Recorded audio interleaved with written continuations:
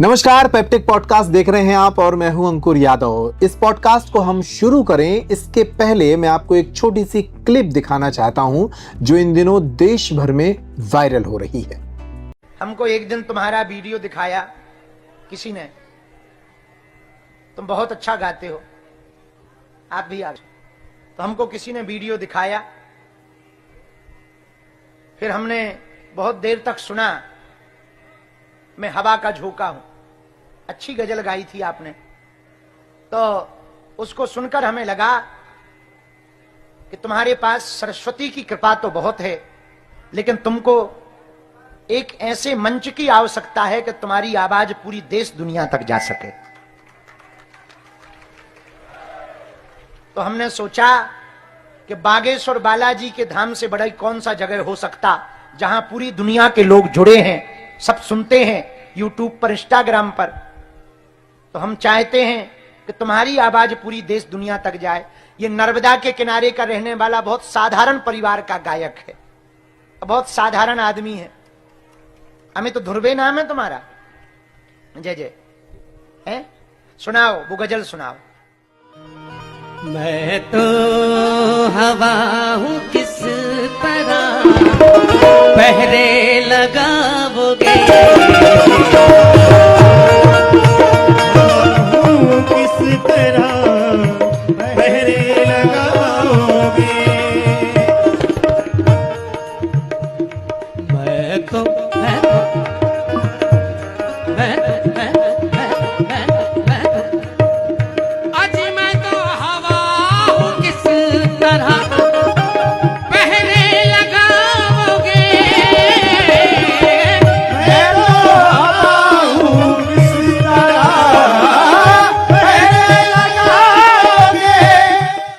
तो इस क्लिप में आपने देखा बागेश्वर धाम के पीठाधीश्वर पंडित धीरेन्द्र कृष्ण शास्त्री एक शख्स की तारीफ कर रहे हैं, उसकी गायकी की तारीफ कर रहे हैं।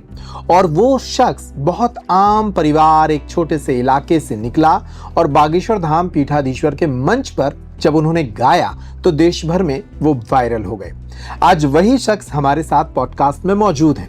नाम है अमित कुमार धुर्वे, जो मध्य प्रदेश के कटनी जिले के छोटे से गांव बड़गाम से आते हैं और इंदौर के समीप महेश्वर में रहते हैं। अमित कुमार धुर्वे वैसे तो बचपन से गा रहे हैं, लेकिन उनकी गायकी की पहचान एक हफ्ते पहले से शुरू हुई है। वो बड़े पैमाने पर अब पहचान बना चुके हैं। उनकी गायकी का जो अंदाज है वो देश के कई नामी ग्रामी गायकों की तरह लगता है। कितना पोटेंशियल अमित कुमार धुर्वे के भीतर है, उनकी गायकी, उनकी जिंदगी, इस सब पर बात करेंगे इस मजेदार पॉडकास्ट में। आप बने रहिए। अमित, बहुत स्वागत है आपका स्टूडियो में। धन्यवाद सर, सीताराम। हम इस पॉडकास्ट को शुरू करें इसके पहले चाहते हैं कि जो दर्शक अभी तक आपको वायरल सिंगर के रूप में नहीं देख पाए, उन्हें आपकी गायकी का एक सबूत हम दे दें। तो कुछ हमें सुना दीजिए, फिर बातचीत शुरू करें। क्या चाहेंगे आप सुनना? कुछ भी जो आपका पसंदीदा हो, गीत, गजल, कव्वाली, जो आप सुनाना चाहते हो आपके किसी पसंदीदा गायक की। पहले तो मैं वो सुनाना चाहूँगा कि जिस गाने की वजह से मेरे को यहाँ तक पहुँचने को मिला, और मेरे गुरुजी जो हैं, हाँ, बागेश्वर वाले गुरुजी, उनकी चरण का धूल मुझे मिला जी। हाँ, वो गाना हालांकि बहुत सुंदर गाना है, और उस गाने का जो गायक हैं ओरिजिनल, उनने भी बहुत दिल से गाए हैं इस गाने को, जैसे कि दिलीप गपैया। हाँ, तो सुनाइए, वही सुना दीजिए। हाँ, उस गाने के बहुत अच्छे अच्छे लाइन है कि मैं तो हवा हूँ किस तरह पहरे लगाओगे, और महसूस ही करोगे मुझे छू ना पाओगे। वाह। हाँ, तो जैसे कि मैं तो हवा हूँ किस तरह पहरे लगाओगे, मैं तो हवा हूँ किस तरह पहरे लगाओगे। हो मैं तो हवा हूँ किस तरह पहरे लगाओगे,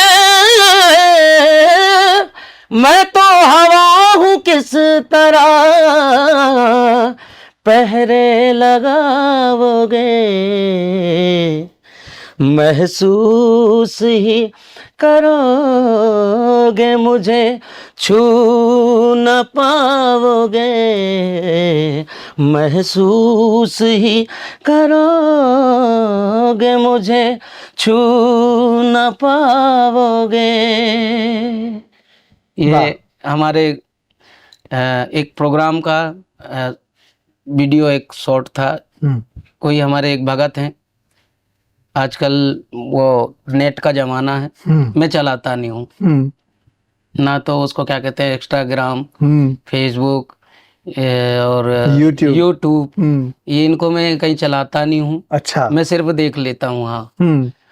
तो हमारा एक भगत है, तो कुछ समय पहले किसी प्रोग्राम में गए हम, और वहाँ से इस वीडियो का कट करके छोटा सा डाला उन्होंने, तो वो खूब चली। उसके बाद जो है तो मैं गांव चला गया, फिर लौट के आया, फिर प्रोग्राम रखे हमारे गांव में घाट पे, फिर उसका एक वीडियो बना और फिर डाला।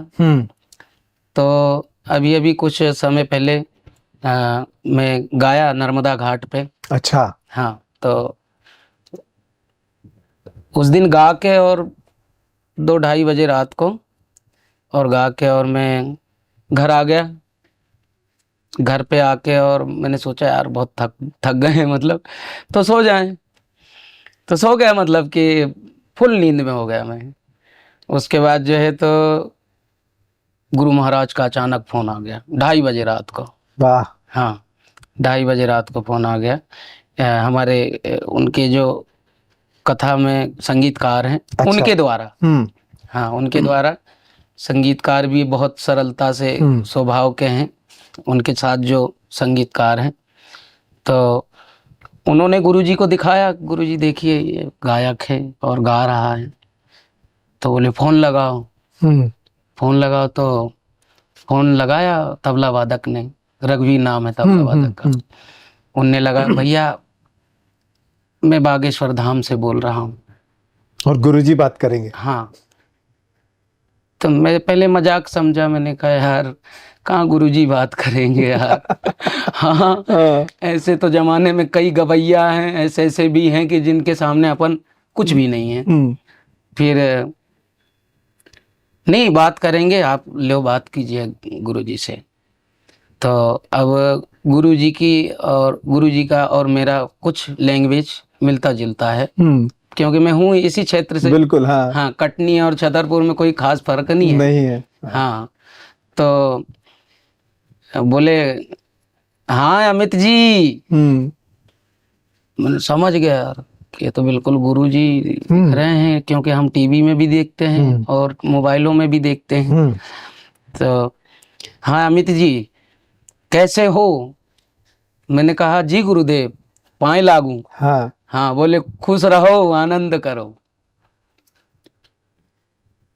बहुत अच्छा गाते हो अमित जी आप, और क्या बात है, भगवान का कृपा है, बालाजी का है। हम ये चाहते हैं कि नवरात्रि को हमारी माता जी की कथा है, तो 9 दिन आप हमारे साथ में सेवा दें। तो मैंने कहा जी गुरुजी बिल्कुल। हाँ। मैं तो झकास हो गया हूँ। हाँ, उड़ गया मैं तो डायरेक्ट। हाँ। ना फिर जो है तो गुरुजी का गुरुजी बोले हाँ आपको आना है, तो मैंने कहा ठीक है गुरुदेव आ जाएंगे।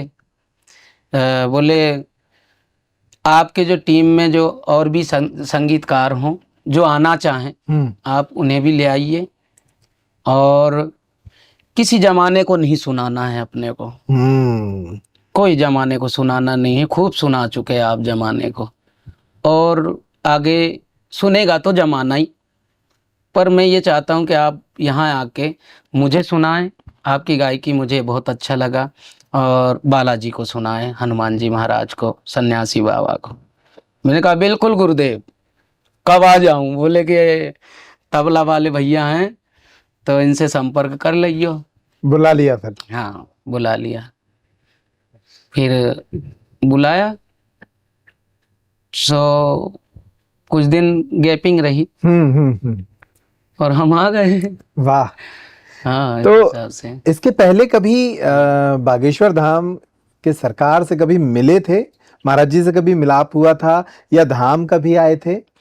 मैं इससे पहले सर कभी नहीं आया। हम्म। हाँ, कभी आया भी नहीं और ना तो मुलाकात थी।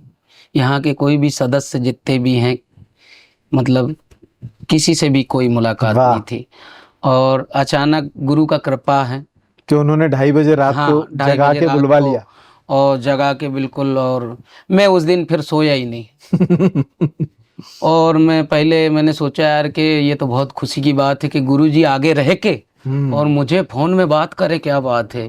और मैं वहीं समझ गया कि वह क्या बात है। मैं तो गायक तो खैर ठीक ही ठाक है, जैसा भी हूँ, छोटा हूँ, बहुत सुन सुन के ऐसा थोड़ी बहुत प्रयास कर लेता हूँ। अच्छा, और फिर मेरे मेरे मेरे नसीब, मतलब मैं अपनी तकदीर को ऐसा सोचा कि क्या बात है, मेरी तकदीर शुरू है यहाँ से। वाह वाह। हाँ। अच्छा, पहली मुलाकात जब धाम पर महाराज जी के साथ हुई, जी। वो कैसा अनुभव था आपका? पहला मुलाकात जब मैं पहुंचा वहाँ, तो मेरे जो साथी हैं, हम 2 जने आए हैं। तो कुछ तो ऐसा भी था कि अब इतना बड़ा संत और किस तरह से मिलेंगे और क्या होगा हैं, और कैसे क्या करेंगे हम। तो हम जब गए तो हमारा जो वो तबला वादक भैया हैं जो कथा में बजा रहे हैं गुरुजी के साथ, हम उनके ज़्यादा संपर्क में थे। हम इंदौर से बैठे बस में, लेट ही पहुंचे थे हम, तो लेट पहुंच रहे थे जब तक कथा चालू हो गई थी। फिर जब हम पहुंचे ऑटो से, यहाँ छतरपुर आ गए, छतरपुर से फिर ऑटो में बैठ गए और ऑटो से जो है तो वहाँ डायरेक्ट ले गया ऑटो वाला। हम गए वहाँ पे और संपर्क करा, तो भैया मंच से उतर के हाँ और आए हमें लेने के लिए। और जब हम गए तो बोले कि वहाँ वो ऐसा बहुत बड़ा वो बना है होटल, ऐसा ही रूम है जैसे ये स्टूडियो है ऐसा करके। हाँ, तो वहाँ रुका दिए, बोले आप नहा धो लो बढ़िया और जो भी आराम करना हो 1 आध घंटे कर लो, और जब आपकी इच्छा बन जाए जब आप आ जाना। मैंने कहा यार मेरी इच्छा तो अभी है। हाँ, अभी है। मैंने भैया उनसे कहा, भैया आप तो जल्दी जल्दी तैयारी कर लो यार, जिस काम से हम आए हैं उसे पहले करना चाहिए, है ना। तो भैया भी बहुत अच्छे साथ दिए हमें। मुकेश भाई है मेरे तबला वादक, जो कि महेश्वर से हैं, मुकेश बिछवे। और ये फटाफट नहा धो लिए, ना कपड़ा उन्ना सब पहन के, ना हम तत्काल पहुंच गए। जब हम गए तो भैया ने बताया था तबला वादक ने कि भाई पीछे से आना ऐसे घूमते हुए, और एक गेट है वहां से आओगे तो सरलता से पहुंच जाओगे, सामने से आओगे तो नहीं पहुंचोगे आप, कोई घुसने भी नहीं देगा वहां। मैंने कहा ठीक है सरकार। अब हम गए तो हम तो पीछे से भी गए तब भी नहीं घुसने दिए। न सामने से भी गए तो तब भी लाइन नहीं लगा। फिर मैंने कहा चलो चाय पी के आते हैं जब तक आ रहे हैं। तो चाय पी के आते हैं तो हम बाहर चाय फिर पीने लग गए। फिर जो है तो तबला वाले का फोन आया, भैया कहाँ हो? मैंने कहा यहीं हूँ यार, बाहर हूँ, कोई आने नहीं दिया भीतर। बोले आप आ जाओ, मैं आता हूँ आपको गेट तक लेने। मैं गया जब तो, और मंच जैसे ही चढ़ा तो क्या बात है, गुरुजी का तो कोई बात ही नहीं है, वो वाकई अंतर्यामी है। मैं अकेला क्या प्रमाण दे सकता हूँ? प्रमाणित के लिए तो ये है कि स्वयं दादाजी हनुमान जी विराजमान हैं उन पे, और सन्यासी बाबा, कि वो मन की बात को पढ़ लेते हैं, बहुत जल्दी कवर करते हैं कि मैं जो चाहता हूँ मेरे लिए रास्ता ही बनता गया।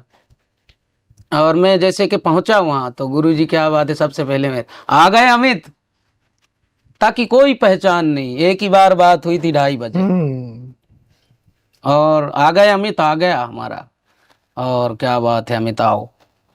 और फिर मैंने बोले कि कथा के बीच में बोले आप जो भी लाए हो करो। तो मैंने फिर ये हाँ गुरुजी बोले कि बेटा हमें वो भजन बहुत अच्छा लगा और बहुत किसी ने हमें सुनाया, आपकी वीडियो देख के मुझे बहुत प्रसन्नता हुई और आप बहुत अच्छे गाते हैं। तो मैंने सोचा कि आप जहाँ गा रहे हो तो बहुत अच्छा गा रहे हो, पर आपको एक मंच की ज़रूरत है। और मैंने ये सोचा है कि आपके लिए बागेश्वर धाम से बड़ा मंच शायद है कि कहीं मिल सकता। और ये जो मंच है तो ऐसा है कि पूरा संसार भर के लोग जुड़े हुए हैं। तो मैं ये चाहता हूँ कि जिसको कहते हैं रिलीज यहाँ से तू रिलीज होए। तो मैंने कहा बिल्कुल गुरुदेव। तो बोले चलो सुनाओ, वही भजन सुनाओ। मैंने कहा कौन सा भजन गुरुदेव? बोले वही सुनाओ, मैं हवा हूँ। तो एक पल के लिए ऐसा लगा कि वो जो गजल है वो है गजल, सूफियाना गजल है, भजन नहीं है वो। पर उसमें कुछ ऐसे शब्द हैं कि जो बिल्कुल भजन को छू के निकलता है, निर्गुणी शब्द हैं उसमें। तो मैंने कहा गुरुदेव वही गाऊं? बिल्कुल वही गाओ। मैंने कहा बिल्कुल। तो जब मैंने गाया तो थोड़ी सी झिझक था अंदर। गुरुजी ने कहा नहीं, दिल खोल के गाओ। और मुझे ऐसा लगा कि मैं आज नहीं मिल रहा हूँ गुरुजी से, कई वर्षों की मुलाकात है। कई वर्षों की मुलाकात है। तो मैं सिर्फ एक बार देखा और वह क्या बात है, फिर जब मैं गाया तो क्या बात है, आप सबके आशीर्वाद हैं। अच्छा अमित भाई, आपको तब कैसा लगा जब महाराज जी ने आपको सुने बगैर पूरी दुनिया के सामने आपकी तारीफ की, और वो क्लिप भी वायरल हो रही है जी। आपकी तारीफ करते हुए जी सर। तब आप वहां बैठे थे, तब आपको क्या लग रहा था? मुझे आज मैंने गुरुजी से यही बात रखी है और गुरुजी ने पूछा भी था कि पहले तो गुरुजी ने सुबह बुलाए हमें, सुबह 11 बजे के लगभग। तो अब गुरुजी का क्या है कि अगर यहाँ हम रहते हैं तो जब आज्ञा हो जाए जब ही भजन हो जाए। हाँ, उनका कोई ठीक ठिकाना मतलब वो नहीं है, समय नहीं है। हाँ, वो तो भोजन करते में बुला लेते हैं। हाँ, वो भोजन करते रहते हैं, आपसे कहते हैं सुनाओ, चलो सुनाओ। तो एक बार हम 3 बजे है ना, 2:30-3 बजे रात को आदेश आ गया। हम यहाँ भी सो रहे थे, रघुवीर भाई ने फोन लगाया, बोले गुरुजी बुला रहे। फटाफट मुंह धोया, ना निकला ना। फिर 3 बजे से फिर गुरुजी के साथ जो भिड़े तो सुबह हो गया, 6 बज गई ना। वो सोते भी नहीं है शायद। मुझे ऐसा लगा कि बिल्कुल वो तो 24 घंटे ही जागरण में ही है। और संत ऐसे होते हैं। आप इस घटना को किस तरह से देखते हैं? ये जो अचानक आपके साथ आधी रात को घटना घटी और फिर उसके बाद थोड़ा नाम पहचान मिलने लगा, आप किस तरह से इस घटना को देख रहे हैं?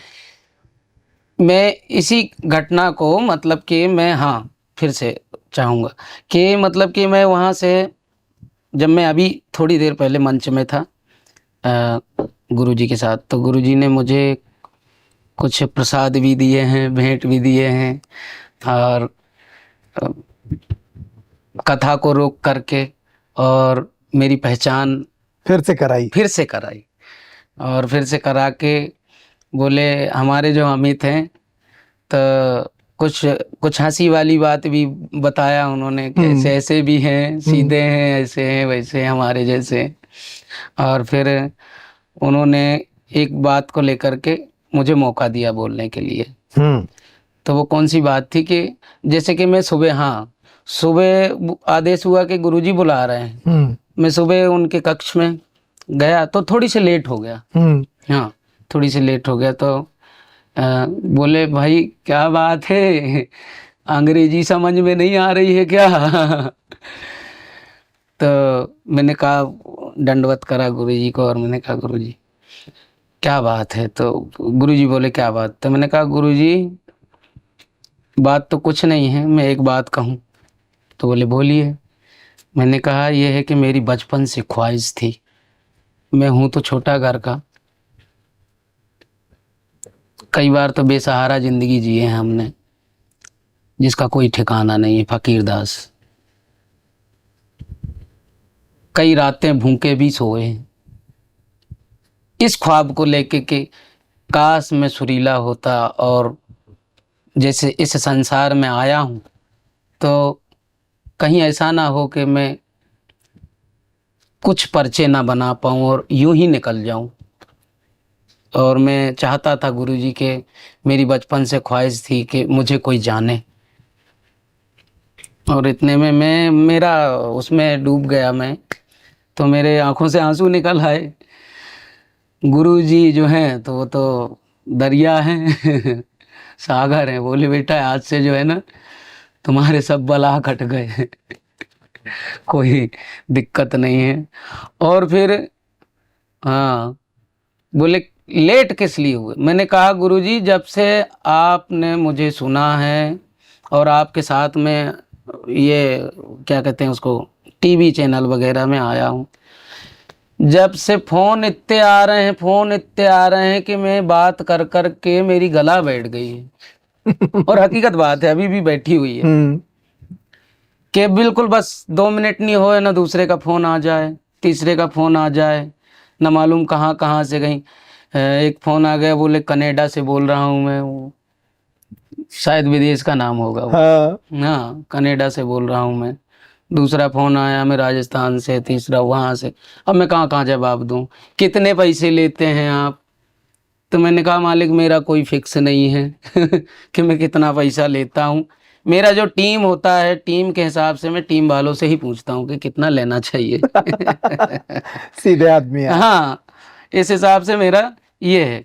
और ना तो मैं आज तक कोई डिमांड रखा हूँ, तो इस हिसाब से मैं लेट हो गया। अब इस बात को गुरुजी यहाँ मंच में ला दिए। वाह। हाँ, बोले अमित क्या बात कर रहे थे तुम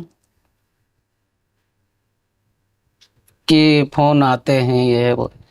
तो फिर कई बातें हुई। फिर वहाँ पर कथा रोक करके गुरुजी ने मेरे को विस्तार से सुना, और जब वो सुने तो उनको देख करके मेरे फिर से आंसू निकल आया। ऐसा लगा कि जैसे मतलब कि मैं मेरे बहुत बचपन से मेरी माँ नहीं थी। माँ जब मैं 9-10 साल का था मेरी माता राम शांत हो गई थी। आज मेरी माँ मिली है, ऐसा महसूस लगा है गुरुजी को देख करके। मेरी माँ मुझे अब मिली है। शक्ल याद भी नहीं है मेरे को कि कैसी रही होंगी मेरी माता, पर आज मुझे मेरी माँ मिल गई है। इस प्रकार से मेरे को फिर से रोना आया।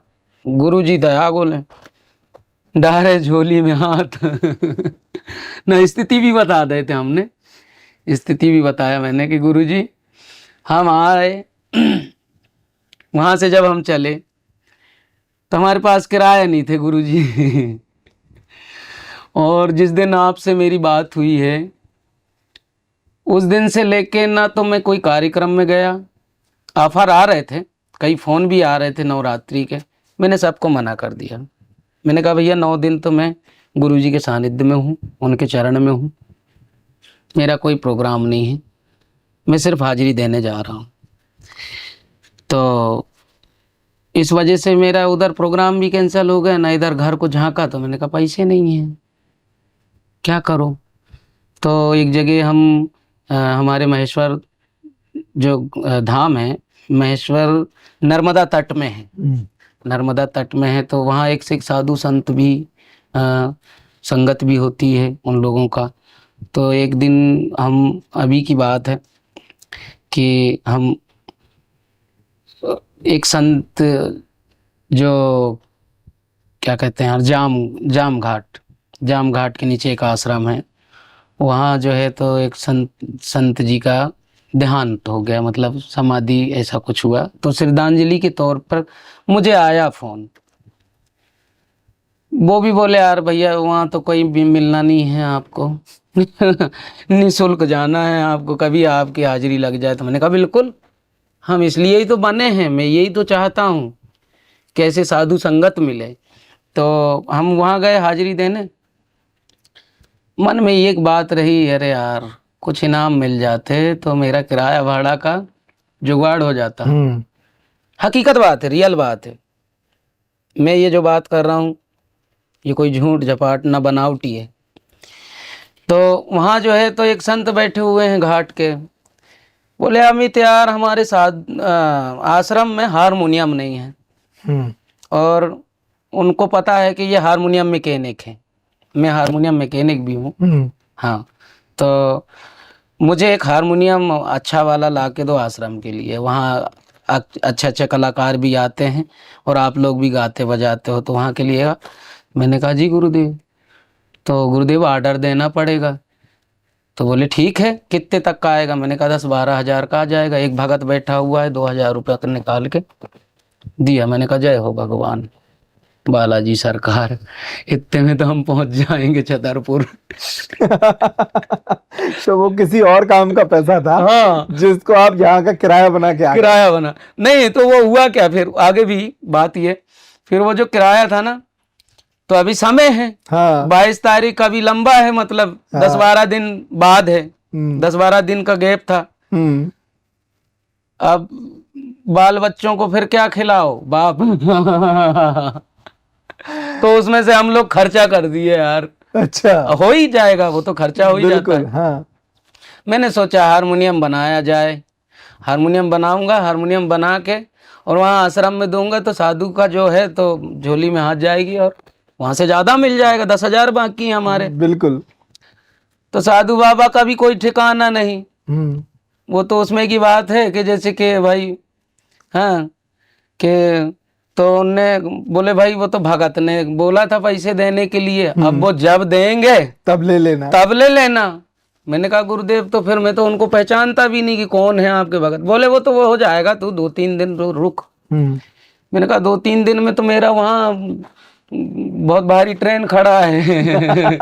छूट जाएगी, क्योंकि जिंदगी में पैसे न सभी चीज, धन दौलत सब कमाए जा सकते हैं, अवसर नहीं मिलता साहब, अवसर नहीं मिलता। भगवान का कृपा है कि हम आपके यहाँ भी स्टूडियो में आए हैं, तो यहाँ भी एक अवसर है। और अवसर एक ऐसा चीज है कि हमारे यहाँ कहावत है कि अवसर चूके मालन गावे। अगर अवसर गया तो फिर मालन गाता कित्तो भी रहे। सही बात है ना। तो इस प्रकार से जो है, तो फिर हम चिंतित में हो गए। फिर कईयों से फिर बोला भी सही यार कि भाई पैसे कहीं करवाओ यार, ये है वो है। तो जो अच्छा करीबी भी थे, बिल्कुल जो रात दिन तारीफ भी करते थे, वो लोग भी फेल हो गए। मैं चिंता में आ गया। मैंने कहा यार कैसा है थे कि, और मन में चल रहा था कि बागेश्वर धाम जाना है कैसा भी करके, और वहां जाना भी है ना, इधर खर्चा पानी के लिए बाल बच्चों को भी छोड़ के जाना है मेरे को पैसे। हालांकि वक्त ऐसा आता है, मैं कमा तो लेता हूँ पैसे, बहुत कमाता हूँ। एक हारमोनियम की ट्यूनिंग करने के मैं 1,000-2,000 रुपए ले लेता हूँ। हाँ, लेकिन उस वक्त नहीं, उस वक्त में ऐसा माहौल बना कि पैसे नहीं थे। अब मैं चिंता में हो गया। घर वाली से बोला भैया क्या होगा, क्या करें? बोले भाई अब देखो, अब मालिक वही करेंगे कृपा। मैंने कहा मुकेश भाई को लगाओ फोन। मुकेश भाई हमारे तबला वादक जो कि अभी मेरे साथ हैं, तो उनको मैंने कहा यार तुम कहीं से भी करके पैसे ले लो, 2-5 हज़ार रुपया, वहां से लौट के हम सब चुका देंगे। हाँ, तो मुकेश भाई बोले यार ठीक है, बिल्कुल मैं तैयारी करता हूँ। तो मैंने कहा बिल्कुल तैयारी कर ही लो, कल शाम को चलना ही है अपने को। फिर मुकेश भाई भी बोले यार दुकान के पैसे मेरे बाकी हैं और वो आने, वो मेरे मैं ग्राहक के ही भरोसे हूँ कि कहीं का कोई ग्राहक पैसे डाल दे और मैं ये कदम उठा लूँ। तो मैंने कहा यार ऐसा है। तो मैंने मन मन में सोचा एक बार तो मुकेश भाई का भी थटोल लिया, अब क्या करें। तो मैंने कहा यार ये जो फोन आते हैं बार बार कि आप बहुत अच्छे गाते हो ना, बहुत सुंदर गाते हो, इनसे मांगे जाए। हाँ, तो मैंने कहा देखते हैं कौन है ऐसा भगत। तो एक तो हमारा है दवाना का। मैंने उनको फोन लगा, मैंने कहा भाई तू बागेश्वर धाम चलेगा क्या? बिल्कुल गुरुजी चलेंगे। तो क्या नाम है यार, धनगर,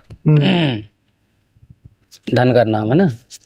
तो उनको मैंने फोन लगा, तो बोले यार कि मेरी परीक्षा है इंदौर में, मैं तो नहीं जा सकता हूँ। तो मैंने कहा फिर हमारी व्यवस्था करवाओ, फिर हमारे पास नहीं है पैसे वैसे भाई। तो बोले कितने की जरूरत है, आप बोलो तो सही। मैंने कहा यही कोई 1000-2000 रुपए का। बोले बिल्कुल हम 6 बजे से पहले डाल देंगे, आप तो व्यवस्था कपड़ा उन्ना रख लो इंदौर के लिए। हाँ, फिर मैंने कहा यार ये 6 बजे से पहले, तो 6 बजने के तक 6 नहीं बजे, तो बिगर पैसे के मैं कैसे हिलूं यहाँ से। कहीं ऐसा तो नहीं हो कि भाई मैं बस स्टैंड तक चला जाऊं ना, 2-4 लोग मिल जाएं और मेरे पे हंसे, फिर वापस लौटने पड़े। तो मैंने कहा जय हो गुरु महाराज। फिर अपने आप एक बंदे का और फोन आया इंदौर से, वो है मनीष भाई, दरबार होंगे शायद, राजपूत हैं शायद। मनीष भाई मेरे अक्सर 2-4 प्रोग्राम करवा चुके हैं इंदौर में। अच्छा। हाँ, माता जी का बहुत विशाल मंदिर है, सफेद मंदिर के नाम से जानते हैं उनको। तो उनका फोन आया? हाँ, उनका फोन आया। महाराणा प्रताप सेना के वो हैं सदस्य। बोले अमित भाई कहाँ हो? मैंने कहा भैया मैं हवा हूँ कहाँ वतन मेरा। हाँ, मैं हवा हूँ कहाँ वतन मेरा, वर्ग गुल पर चराग, गजल है। वर्ग गुल पर चराग सा क्या है, छू गया जिसे दहन मेरा। वाह। है ना। तो बोले अरे यार तो बोलो ना क्या बात है, कोई संकट में हो? मैंने कहा संकट में नहीं हूं मैं, पर थोड़ी सी विचार हो रही है कि आपसे मैं बोल ही दूं। मैंने बोलो। मैंने कहा यार सर मैं ऐसी बात है और मुझे आवश्यकता की जरूरत है। बोले बिल्कुल बोलिए, कितने 1000 रुपए चाहिए और कितने लाख, तुम कहो तो लाखों रुपए भेज सकते हैं हम। मैंने कहा बिल्कुल सर, इतने की जरूरत तो नहीं है, पर फिलहाल 2000 रुपये डाल दो। उनने फट्टे से बटन दबाया, 2000 रुपये आ गए।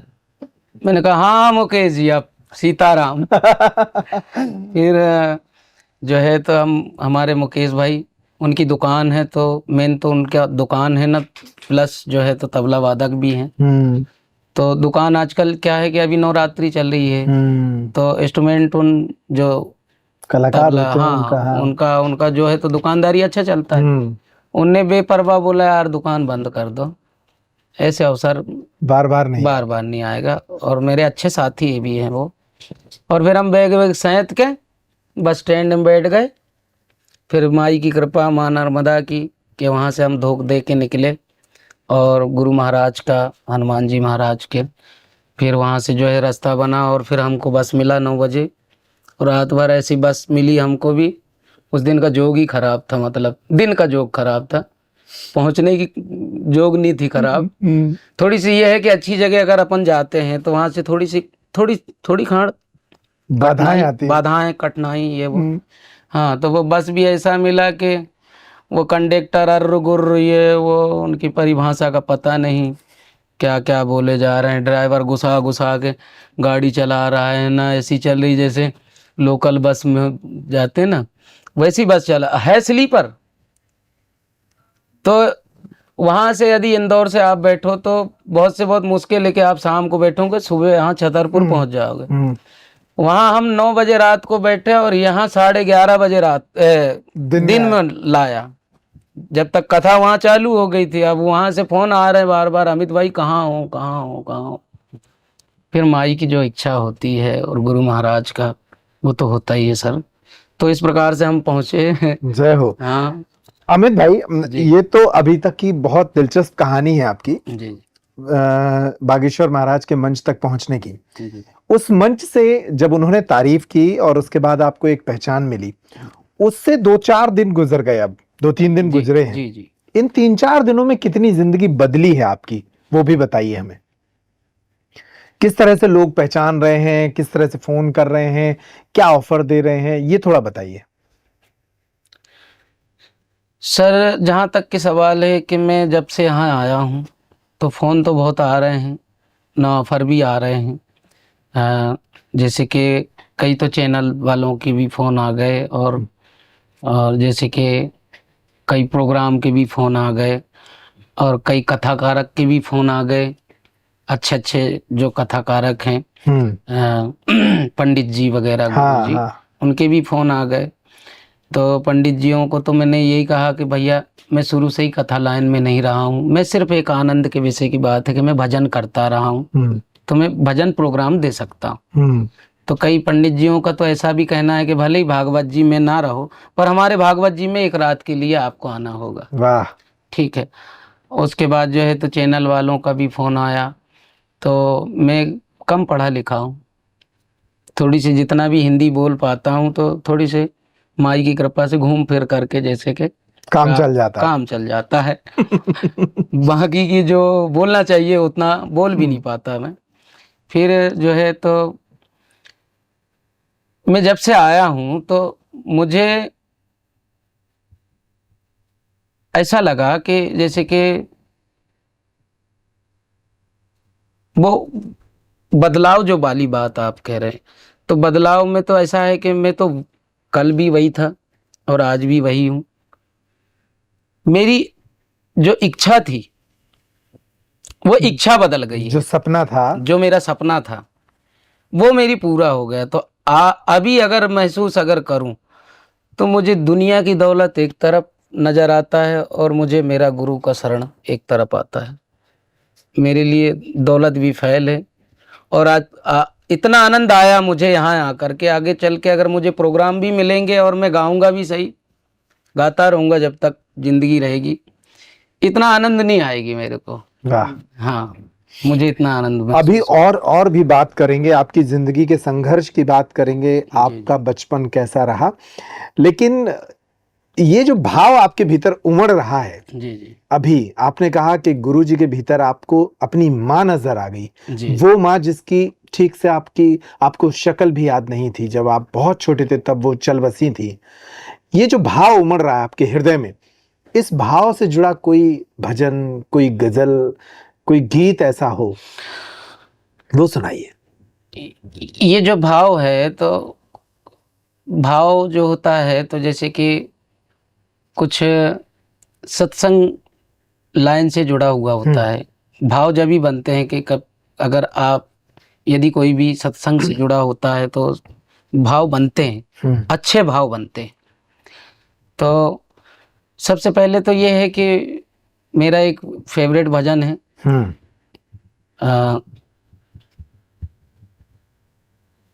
गुरु बिन घोर अंधेरा।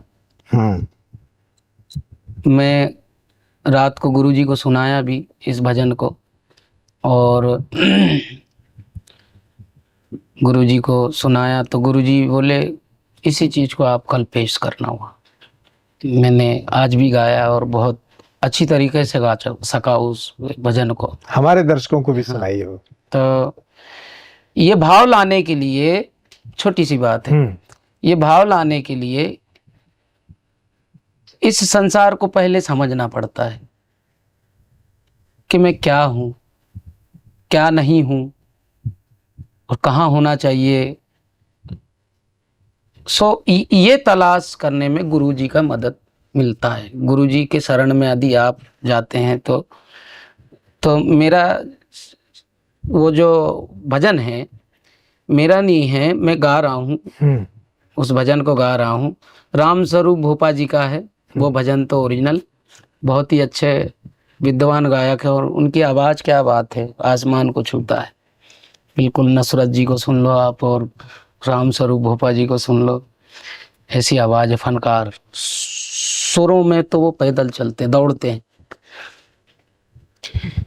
गुरु बिन माला पेरता, गुरु बिन धरता ध्यान, गुरु बिन माला पेरता, गुरु बिन धरता ध्यान,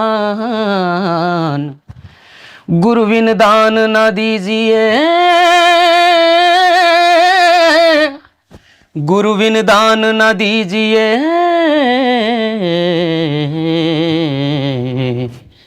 कहता वेद पुराण।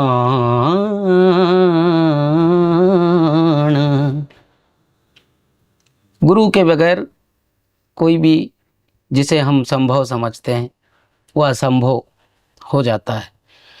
इस दुनिया में जो भी चीज़ बना है, संसार के जितने भी इंसान से लेके ना जीव जंत न संसार का कोई भी आइटम ब्रह्मा ने रचा है, इसे सभी चीज़ों को यदि आप प्राप्त करना चाहते हैं, इनको समझना चाहते हैं, तो जो मार्गदर्शन गुरुजी दिखाएंगे आपको, वो दुनिया में और कोई नहीं मिलेगा आपको। तो इस प्रकार से साधो रे साधो रे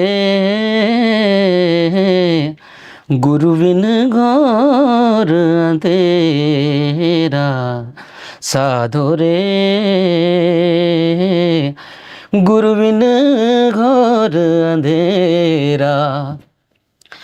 जैसे मंदिर दीपक बिन सुना है,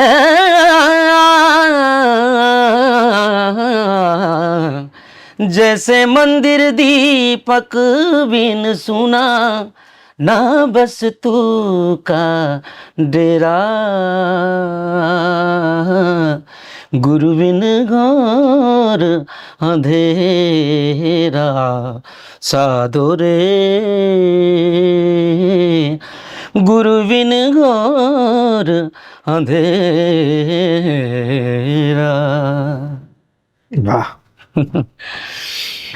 अमित भाई, अब अपने बचपन के बारे में बताइए, अपने गांव के बारे में बताइए, अपने परिवार के बारे में बताइए और अपनी जिंदगी के बारे में बताइए। कितना संघर्ष आपने देखा बचपन से अभी तक की यात्रा में? सर, मेरा जो गांव है, होने को तो बड़ा गांव है और नाम भी बड़गांव है, और वहाँ हमारे राजा साहब, राजा वाला गांव है, मतलब रजवाड़ा गांव है हमारा। बड़गांव का ऐसा है कि वहाँ भी एक मठ बना हुआ है और प्रसिद्ध गांव है। वहाँ के राजा साहब हैं भीषम सायजुदेव, भवानी सायजुदेव, और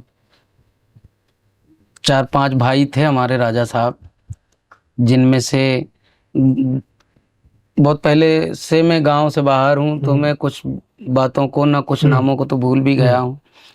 और वहाँ जो है, तो हमारा गांव क्या है कि राजा साहब का ही है जो कुछ भी है ना। तो वहाँ जो कानूनी जो सिस्टम होते हैं, जैसे कि होना चाहिए, जो जिनको अपन क्या कहते हैं, जैसे कि शराब का ठेका, हाँ, और जो भी व्यवस्था की चीजें हैं, ये राजा साहब ना तो रहने दिए वहाँ, ना हुआ है आज तक।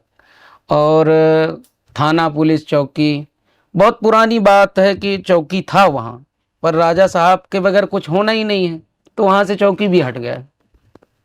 तो रजवाड़ा गांव है, पर मेरे दादाजी पहले पूर्वजों अनुसार जो है, तो मेरा आप आदिवासी गोंड मेरी जाति है, और मेरा सरनेम धुर्वे है, और आदिवासी हूँ मैं। तो किसी टाइम में हमारे दादाजी और कहीं के भी थे। हाँ, हमारे पूर्वज कहीं और के थे, इधर सतना रीवा तरफ के थे।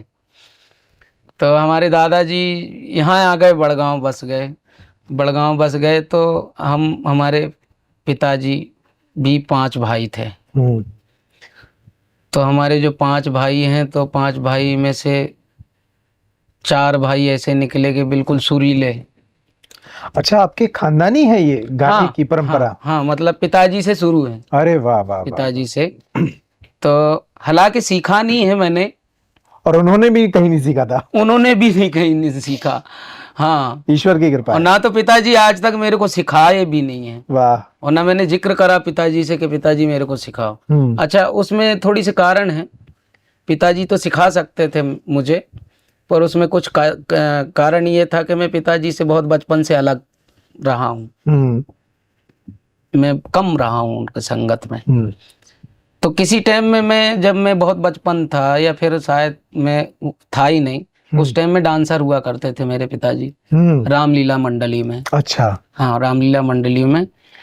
तो और कभी कभी हमारे गांव का जो राजा साहब थे, तो वे भी रामलीला में प्रोग्राम रखते थे और सबको बुलाते थे, और जिसे कहते हैं बखरी में बुलाते थे, और वहाँ राज दरबार में बढ़िया गा भी रहे, बजा भी रहे।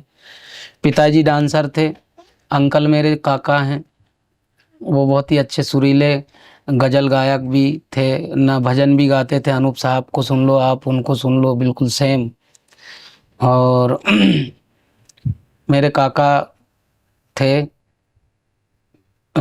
उजागर सिंह नाम था उनका, बहुत ही अच्छा तबला बजाते थे वो। बीच में संसार ने साथ नहीं दिया और वो चल बसे। आज उनका लड़का बहुत अच्छा ढोलक मास्टर भी है, कथा लाइन में जाते हैं। तो पिता काका लोगों की परंपरा में था ये था। फिर आपकी फैमिली, आप कितने भाई बहन और कैसे? फिर हुआ यूं कि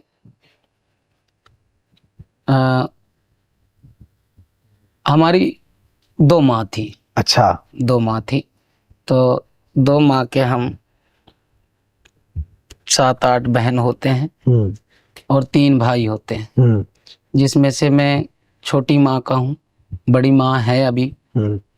छोटी माँ का मैं अकेला भाई हूँ और 5 बहनें थी, जिसमें से 2 शांत हो गए। और उसके बाद जो है तो मैं बहुत बचपन से जो है तो अब वो मतलब अब माँ जो होती है, आज माँ की कहानी बताया गुरुजी ने, ज़्यादा करके तो उसमें ही रोना आया मेरे को कि मैं, आपकी माँ भी बचपन में हाँ बचपन में चल बसे। तो मैं उस टाइम पे जब माता राम मेरी जब शांत हो गई थी, उस टाइम पे मैं कोई गाना बजाना नहीं था मेरा। कितनी उम्र थी आपकी तब? करीब 8-9 साल। कोई गाना बजाना नहीं था। फिर ऐसा रहा कि मैं कुछ फकीरों की भी संगत करा हूँ। कुछ ऐसे फकीर जो ट्रेनों में चलते हैं, मैं उनके साथ चला हूँ, उनके झोली ढोए हैं। वो पत्थर बजाते थे उस टाइम पे बहुत। ये चीज बहुत, अभी तो एक राजू कलाकार फेमस हुआ है। अब जमाना को ये मालूम नहीं है कि ये चीज जो बजा रहा है ये पुरानी है, ये बहुत पुरानी है। हाँ, फकीरों की है, फकीरों की है वो। कि आप ट्रेन में कदम रखा कि वहां 2-4 तो मिल ही जाते हैं आपको, ऐसा सिस्टम था। और एक तो फकीरों के साथ रहे इसलिए थोड़ा फकीरों वाला मिजाज है आपका। तो हाँ बिल्कुल। तो मैं उनके साथ संगत भी रहा, और क्योंकि उनके साथ रहता था मुझे खाने को भी मिलता, ना रहने बसने को भी मिल जाता था, क्योंकि घर से हो गया मैं थोड़ी सी बेघर टाइप। तो गरीबी, हाँ गरीबी बहुत थी। गरीबी भी थी। और माता राम के जाने के बाद कोई ध्यान नहीं दिया मेरे पे।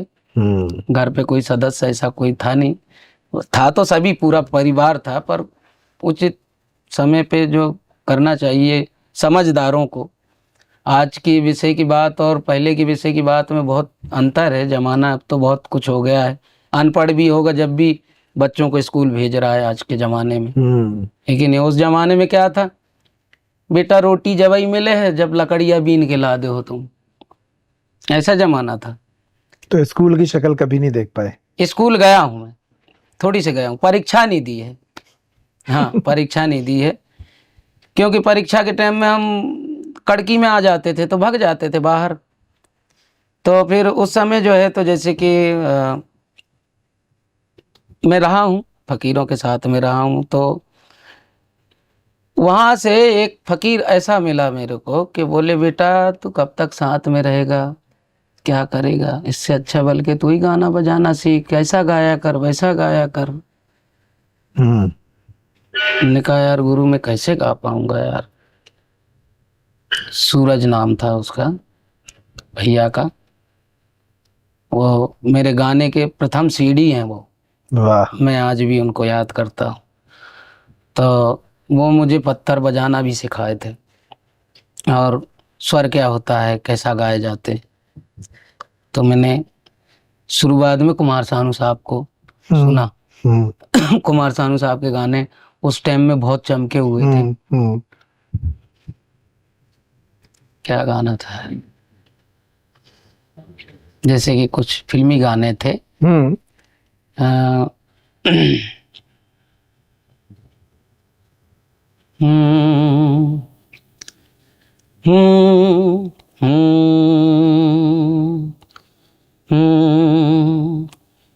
मेरी जिंदगी तेरी चाहत के नाम, बाली उम्र को सलाम,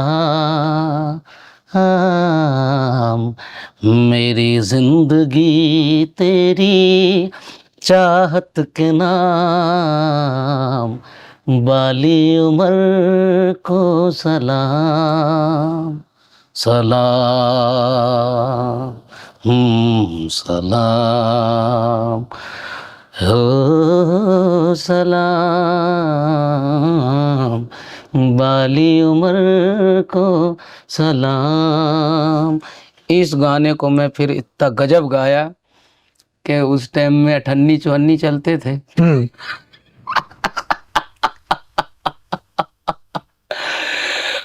और जब मैं इसको गाता था अच्छा रंग बना के, तो फिर ये समझ लो जेब भरे से पैसे मिल जाते थे मतलब।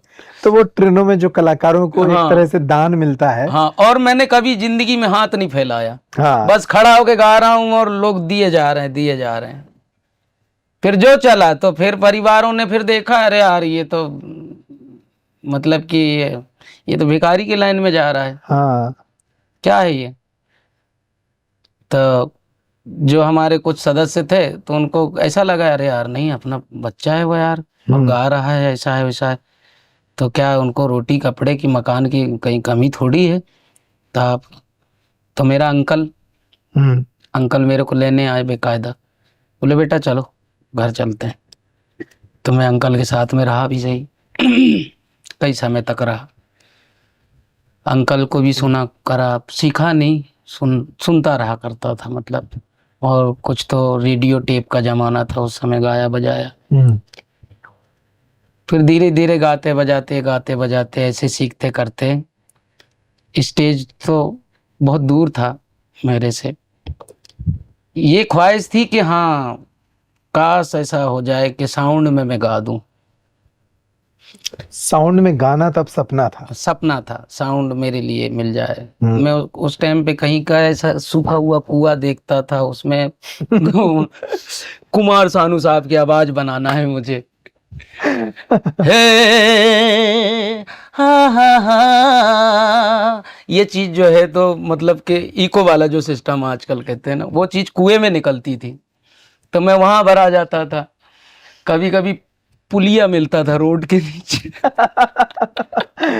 अच्छा। हाँ, वहां मैं गा रहा हूँ और पुलिया, कभी कभी गांव खेड़े का काम है, लोग वहां झाड़े जंगल आते थे मतलब फ्रेश होने आते थे। हाँ।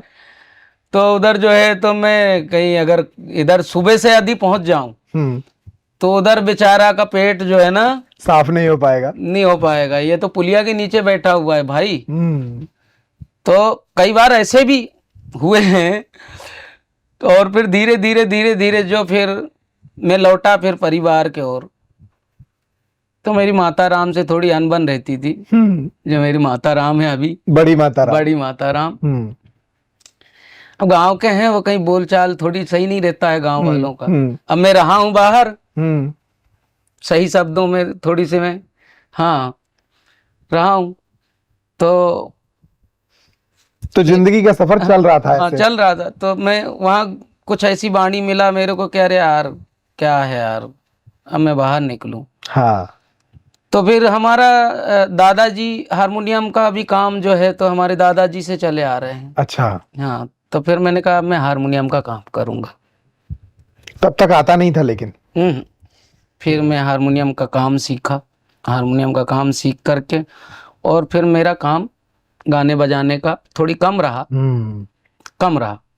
और फिर हारमोनियम सुधारने लग गया। हारमोनियम सुधारते करते कभी कभी भोपाल तक पहुंच जाना, कभी इंदौर तक पहुंच जाना। एक समय ऐसा आया कि मैं महेश्वर पहुंच गया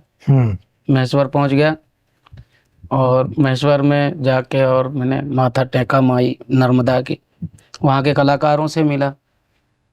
तो वहाँ के जैसे कि जो हैं खास करके हमारे कलाकारों के जो पुराने टीम हैं, तो जैसे कि हमारे तबला वादक हैं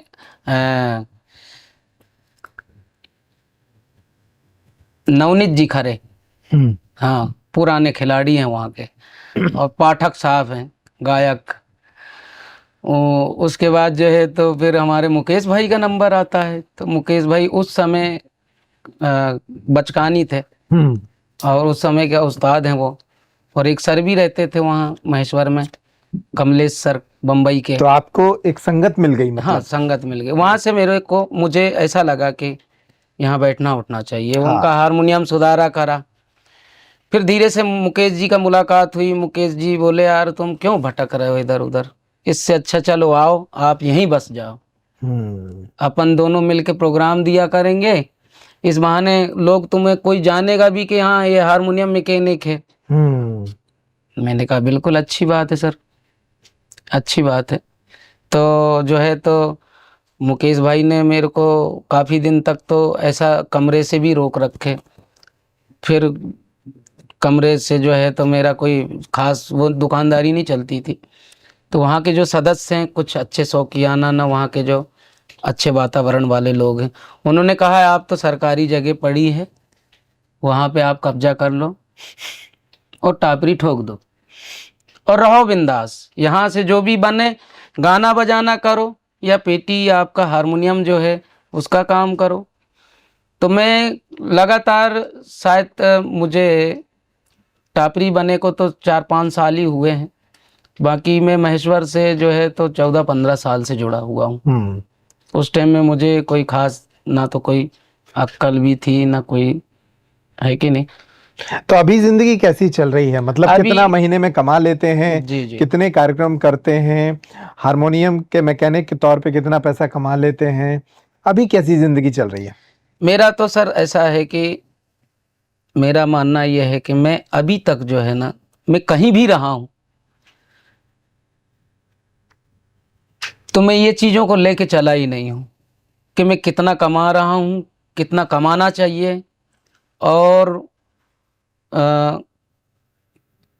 करना चाहिए जिससे ये कमाई हो सके, वाह, है कि नहीं। मतलब कला के विद्यार्थी को गणित समझ में नहीं आती। हाँ, मैं इस सोच में चला हूँ कि मैं जहाँ भी रहूँ है माई तो मुझे कोई पहचाने। तो मेरा सच्चा पहचान जो है तो जैसे कि लता जी माता राम जो गा के चली गई कि मेरी आवाज़ मेरी पहचान है। हाँ, 2 बोल। हाँ बिल्कुल बिल्कुल बिल्कुल। नाम गुम जाएगा हो, नाम गुम जाएगा, हाँ चेहरा ये बदल जाएगा। ये एक निर्गुणी सा शब्द है ये, जिसे कम समझ पाते हैं लोग, जो माता राम ने कह के चली गई। नाम गुम जाएगा, हाँ चेहरा ये बदल जाएगा, मेरी आवाज